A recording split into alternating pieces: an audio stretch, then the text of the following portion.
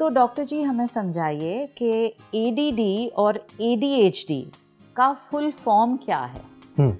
ADD का मतलब है अटेंशन डेफिसिट डिसऑर्डर और एडीएचडी का मतलब है attention deficit hyper activity disorder. तो एडीएचडी में हाइपर एक्टिविटी होती है और एडीडी में नहीं होती है, लेकिन दिमाग में तो ये एक ही जगह है, वहाँ ये आगे का भाग है, वहाँ होता है, उसको प्रीफ्रंटल कॉर्टेक्स बोलते हैं। तो आज के लिए हम एडीडी बोलेंगे तो उसमें दोनों चीज़ें आ जाती है, और आपको हाइपर एक्टिविटी के बारे में पूछना हो तो यू कैन टॉक स्पेसिफिकली, उसके बारे में भी हम स्पेसिफिकली बात कर सकते हैं। तो जो एडीडी वाला बच्चा होता है तो उसको रूटीन इजीली नहीं आते हैं जी। सुबह उठ के स्कूल जाने से पहले 5 चीज़ें करनी हो, जैसे कि ब्रश करना है, नहाना है, कपड़े पहनने और बैग लेके बाहर जाना, डिब्बा नाश्ता का मत भूलना, राइट। तो ये बच्चे एडीडी के कारण से ये नहीं कर पाते, उनके लिए हर रोज़ एक नया अनुभव होता है।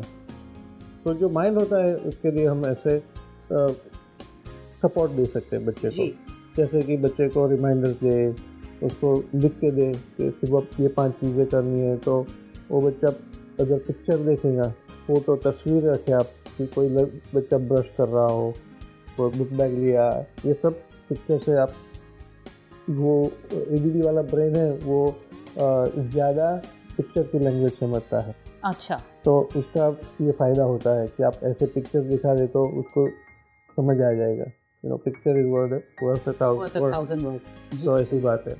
अगर आप आगे चले तो मॉडरेट हुआ, तो मॉडरेट में ज़्यादा तकलीफें होती है और वो हमारे ब्रेन के केमिकल्स के हिसाब से होती है। तो ब्रेन केमिकल्स कम हो तो उससे भी ऐसा एडीडी होता है, उससे ही ऐसा एडीडी होता है। और जब मॉडरेट होते हैं तो उसमें दवाइयाँ की ज़रूरत होती है और लो डोज में चल जाता है।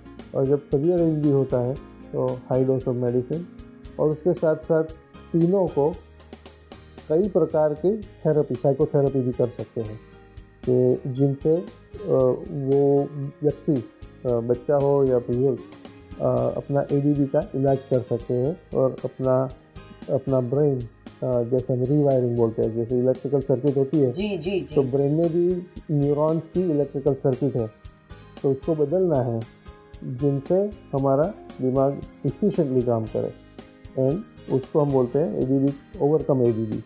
एडीडी का इलाज यही है। अच्छा। तो मतलब कि इलाज है, ज़रूर है। और फ़ायदा भी बहुत होता है क्योंकि दवाई तो तुरंत काम करती है और आप तुरंत देख सकते हैं कितना फ़ायदा होता है। और ये भी है कि टेस्ट करते हैं हम, तो हम प्रिडिक्ट कर सकते हैं कि कितनी दवाई कौन सी देनी है, जैसे कि इन दवाइयों कभी साइड इफ़ेक्ट्स भी होते हैं, तो टेस्ट के माध्यम से हम कह सकते हैं कि कितनी मिलीग्राम किस दवाई का देना है, साइड इफ़ेक्ट भी नहीं आएगी और ज़्यादा असर भी करेगी। अच्छा।